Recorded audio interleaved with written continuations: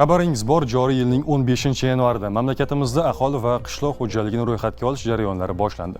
Ushbu jarayon 28-fevralga qadar davom etishi belgilangan.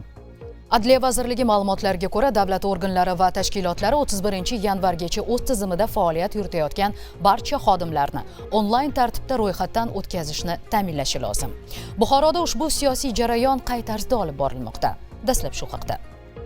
Buxoroda ham mamlakatdagi muhim tadbirlardan biri bo'lgan aholi va qishloq xo'jaligini ro'yxatga olish ishlari belgilangan muddatda boshlandi. 15-yanvar kunidan fuqarolar onlayn platforma orqali ro'yxatdan o'tishga kirishdilar. 15-yanvar, 31-yanvar kunlari, ya'ni 17 kun davomida davlat xodimlari va ularning oila a'zolari onlayn ro'yxatdan o'tkazilishi boshlandi va hozirgi kunga qadar viloyatimiz Buxoro viloyati bo'yicha 86 mingtaga yaqin xonadon ro'yxatdan o'tkazildi. Viloyat statistika boshqarmasida tashkil etilgan matbuot anjumanida ommaviy axborot vositalari vakillariga jarayonning borishi haqida batafsil ma'lumot berildi. Avvalo, aholi va qishloq xo'jaligini ro'yxatga olish davlat siyosatini ilmiy asoslangan statistik ma'lumotlar bilan ta'minlashdan iborat ekanligi, bu muhim jarayonda har bir fuqaroning faolligi muhimligi ta'kidlandi. Savolnomalar jami 71 tadan iborat, 54 tasi aholi to'g'risida, 17 tasi qishloq xo'jaligi to'g'risida savollar mavjud.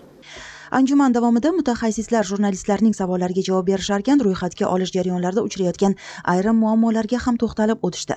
Ba'zi hamyurtlarimiz o'z xo'jaliklari haqidagi ma'lumotlar kelgusida ularni qo'shimcha soliqqa tortishga sabab bo'ladi degan xavotir ortidan ma'lumotlarni yashirish, noto'g'ri ma'lumotlarni kiritish holatlari ham kuzatilmoqda.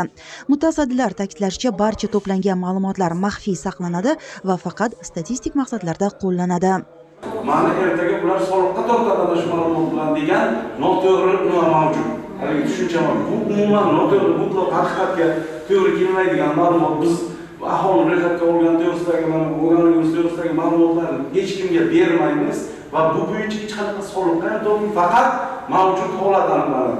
Ikkinchi yana qo'shimcha qilingan narsa, mana sudga beradigan ma'lumotlar orqali yoki bo'lmasam qayerga boshqa joylarga ma'lumotlarni beradi. Hech kimga unaqa ma'lumotlar berilmaydi. Agar mabodo shunaqa holatlar uchrab qolingan taqdirda o'sha bergan shaxsga doir ma'lumotlarning maxfiyligiga rioya qilmagan o'sha bizlar respondent bo'ladimi yoki mahallani bizani xodim bo'ladimi, mahallani yetkiligi bo'ladimi, ularga nisbatan qonunchilikda bilasizlar javobgarlik mavjud.